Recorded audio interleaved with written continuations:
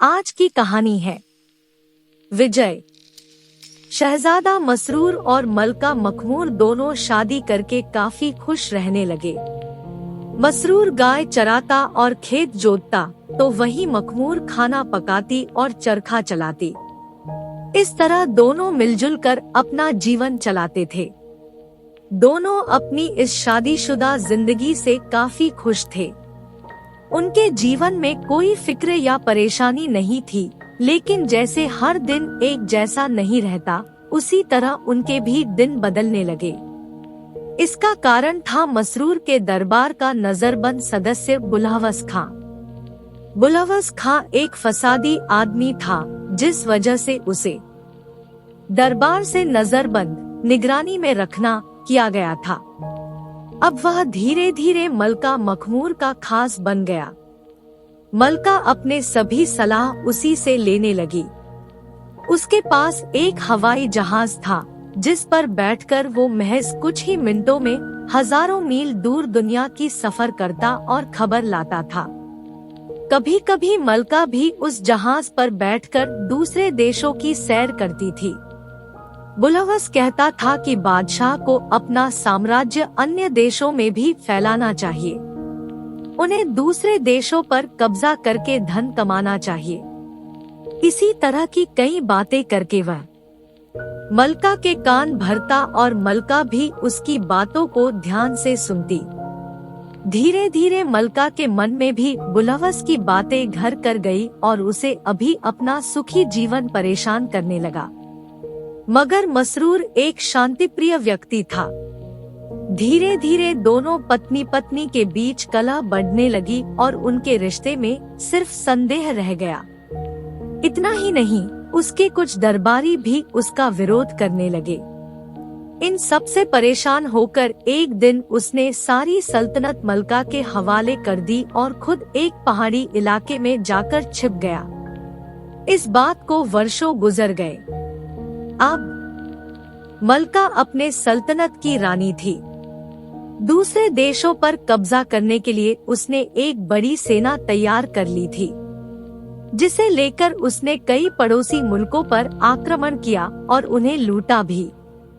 वहीं इन सब के बीच उसके सल्तनत में अब पहले जैसी शांति नहीं थी। उसके लोग आपस में ही एक दूसरे के विरुद्ध हो रहे थे। इन्हीं में से एक था करण सिंह बुंदेला। उसकी अपनी ही एक अलग फौज थी, जो मलका के कारनामों के खिलाफ था। उसकी फौज कोई हथियार बंद सेना नहीं, बल्कि गाने बजाने वाले लोगों से भरी हुई थी।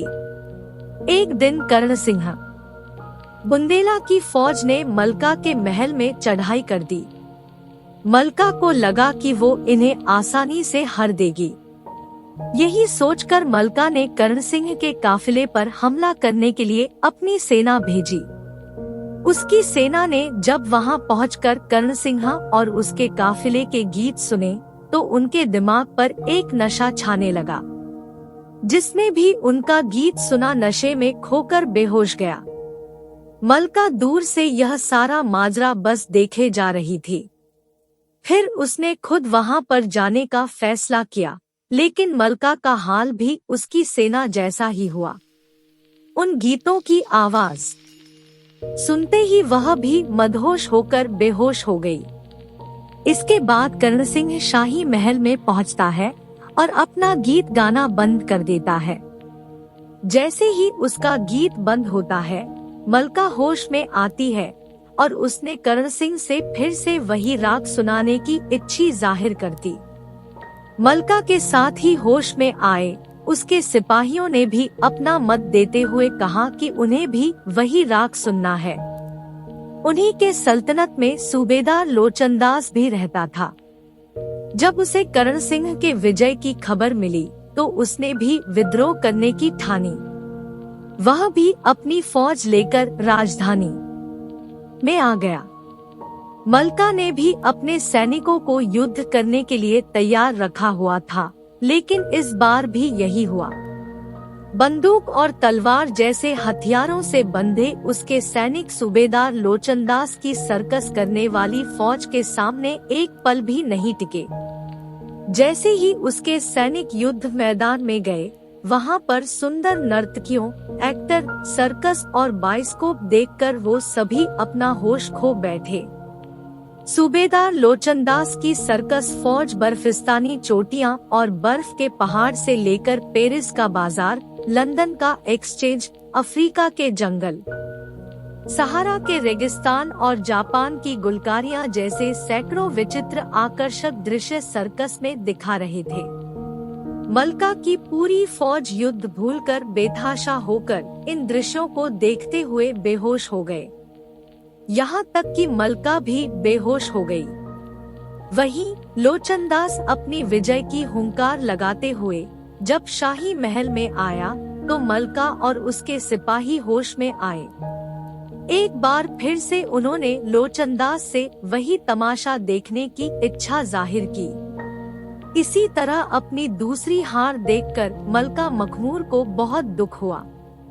वह पूरा दिन सोचती रहती कि अगर इसी तरह चलता रहा तो एक दिन उसका सारा राज्य उसके हाथ से निकल जाएगा। इन हालातों के लिए वह शाह मसरूर को कोसती भी थी। उसका सोचना था कि अगर मसरूर इस तरह सल्तनत से न जाते तो आज उनकी ऐसी दशा नहीं होती। इसके बावजूद भी मलका में ठाना कि वो अपनी सल्तनत को बचाने के लिए मसरूर की मदद नहीं लेगी। मलका जब भी उन आकर्षक गीतों को सुनती और मनमोहक सर्कस के दृश्य देखती तो उसे अपने सल्तनत की खबर नहीं रहती। वह सब कुछ भूलकर बस आनंद महसूस करती थी।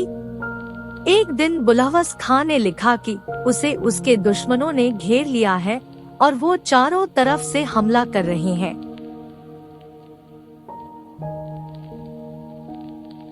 बुलहवस खां के संदेश का मलका पर कोई असर न हुआ। मलका और उसकी फौज गाने सुनने और दृश्य देखने में ही व्यस्त थे। इतने में दो सूबेदारों ने फिर से बगावत कर दी। इस बार मिर्जा शमीम और रसराज सिंह ने मिलकर राजधानी पर हमला किया। मलका की फौज में अब न पहले जैसी वीरता थी और न ही सल्तनत को बचाने की आग। गाने बजाने और सैरत माशे ने उन्हें आराम से रहने वाला बना दिया था। वही मिर्जा शमीम की फौज के सिपाही भी लड़ाकू नहीं थे। उसके किसी सिपाही के हाथ में फूलों के गुलदस्ते थे तो किसी के हाथ में इत्र की खुशबूदार शीशियां थी। पूरे मैदान में बस मनमोहक खुशबू ही खुशबू फैली हुई थी। वहीं दूसरी तरफ रसराज की सेना में किसी सिपाही के पास बर्फी और मलाई की टोकरी थी तो किसी के पास कोरमे और कबाब थे। कोई खुबानी और अंगूर लिए खड़ा था तो कोई इटली की चटनी और फ्रांस की शराब। मलका की फौज जैसे ही मैदान में आती है वह मिर्जा शमीम की सुगंधित खुशबू सूंघते ही मदहोश हो जाती है। उसकी सेना ने अपने तलवार फेंक दिए और रसराज के स्वादिष्ट पकवानों का लुत्फ लेने लगे। इस बार उसकी फौज का हाल भिखारियों जैसा हो गया था जो तरह तरह के खाने के लिए अपना हाथ फैलाए मांग रही थी। सब कुछ खाने के बाद उसकी पूरी फौज वहीं पर बेहोश होकर ढेर हो गई। यही हाल मलका का भी था। वह भी जी भर खा पी लेने के बाद बेहोश हो गई। अब मलका अपनी पूरी सल्तनत हार चुकी थी। वह अब इन लोगों की गुलामी करने लगी। कभी कर्ण सिंह के दरबार में हाजिर लगाती तो कभी मिर्जा शमीम की खुशामद करती थी। हाँ, कभी कभी थक जाने या बीमार होने पर अकेले बैठकर घंटों रो लेती थी। वह मन ही मन चाहती थी कि मसरूर को मनाकर वापस ले आए, लेकिन अगले ही पल उसका मन बदल भी जाता था। बुलहवस खां ने जब सल्तनत की यह कमजोरी देखी तो उसने भी मलका से बगावत करने की ठानी। उसकी फौज ने अगले ही पल में मलका की फौज को हराकर उसे बंदी बना लिया। गिरफ्तार करने के बाद मलका को एक कैदखाने में बंद करवा दिया गया। अब वह किसी का सेवक नहीं था, बल्कि खुद मलका का स्वामी बन गया था। जिस कैदखाने में मलका को कैदी बनाया गया था वह काफी विचित्र था। वह कैदखाना इतना लंबा चौड़ा था कि वहां से कोई बाहर नहीं भाग सकता था। वहां पर कोई पहरेदार नहीं थे, न ही कैदी के हाथों पैरों में कोई बेड़ियां थी। फिर भी मलका अपने पूरे शरीर को तारों से बंधा हुआ महसूस करती थी। वह उस कैदखाने में अपनी इच्छा से हिल भी नहीं सकती थी। कैदखाने में दिन के समय वह जमीन पर मिट्टी के घरौंदे बनाती थी और उन्हें महल की तरह समझती थी। पत्थरों के टुकड़ों को गहनों की तरह पहनती और कहती कि उसके सामने हर तरह के हीरे जवाहरात फीके हैं। ऐसे ही कई दिन गुजर गए। मिर्जा शमीम, लोचनदास सभी उसे हर वक्त घेर कर रखते थे। उन लोगों के मन में डर भी था कहीं वह कैद में रहते हुए भी शाह मसरूर तक कोई संदेश न भेज दे। वहीं मलका भी उस कैद से निकल भागने की सोचने लगी।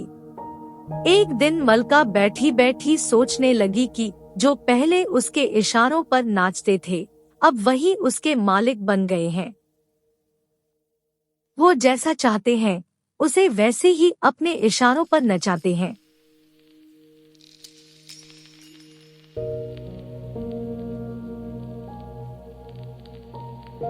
उसे अब अफसोस होने लगा था कि उसे शाह मसरूर की बात मान लेनी चाहिए। वह दिन रात बस इस कैदखाने से भागने और शाह मसरूर से मिलने का सोचती रहती। इसके बाद उनकी हर बात मानने की भी कसम खाती। खुद को कोसती कि उसके इस नमक हराम बुलहवस खां की बातें क्यों सुनी। यही सब सोचते सोचते मलका रो रही थी कि अचानक उसने अपने सामने एक हंसी लिए चेहरे वाला पुरुष देखा जिसने सादे कपड़े पहने हुए थे।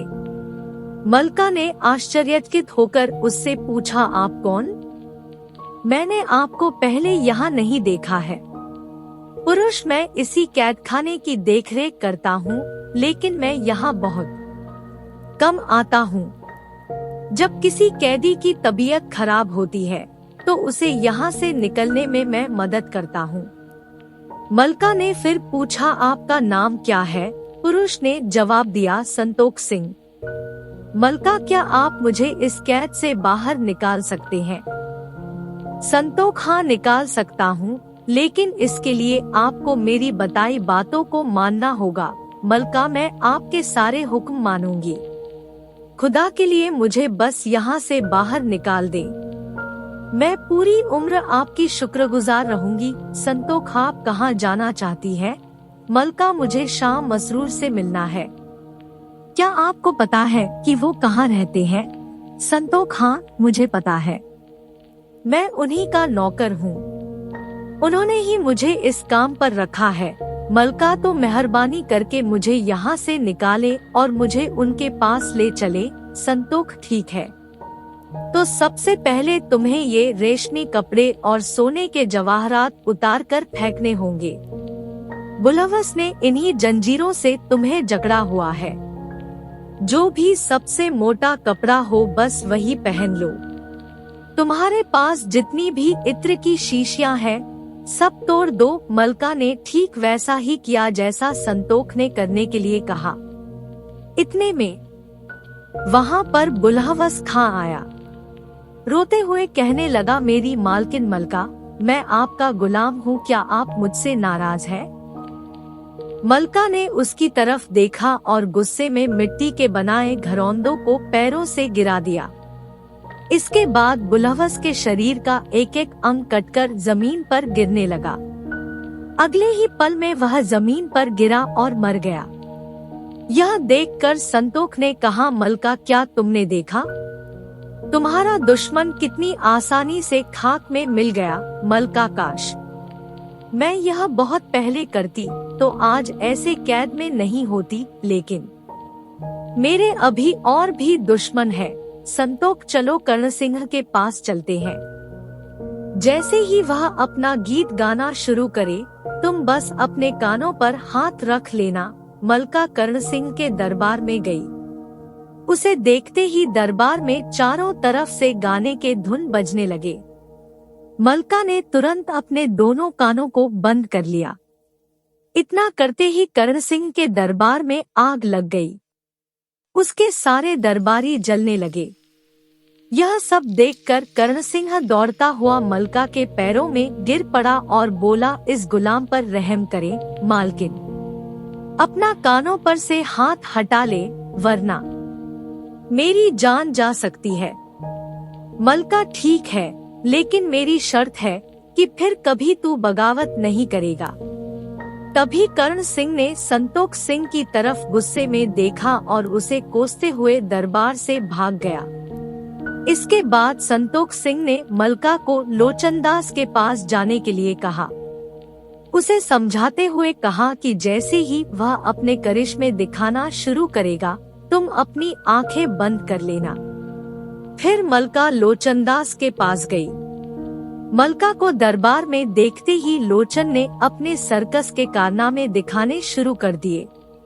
इतने में मलका ने अपनी आंखें बंद कर ली।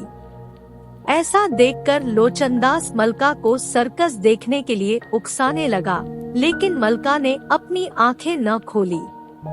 फिर वह कांपता हुआ मलका के सामने आया और हाथ जोड़कर बोलने लगा, मालकिन, कृपया अपनी आंखें खोले और मुझ पर रहम करें।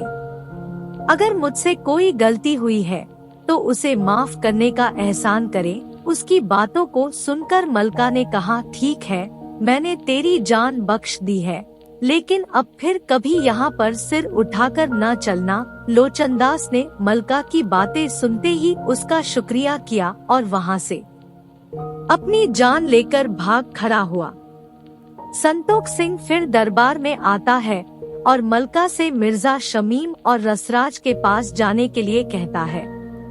मलका को समझाते हुए कहता है कि उनके पास जाते ही अपने एक हाथ से नाक बंद कर लेना और दूसरे हाथ से पकवानों को नीचे जमीन पर गिरा देना।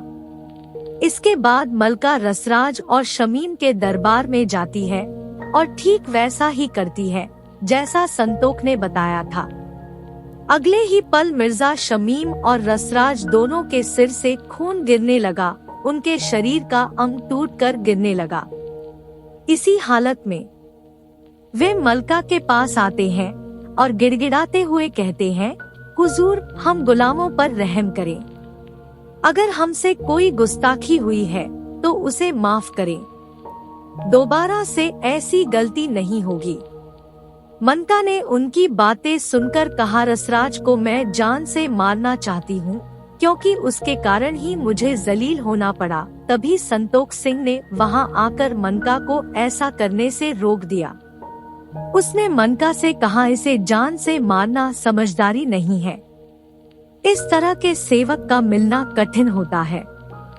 यह सभी सूबेदारों में अपना काम करने में सबसे बेहतर है, इसलिए इसे जान से मत मारिए, बस अपने काबू में रखिए। मलका ने ठीक वैसा ही किया।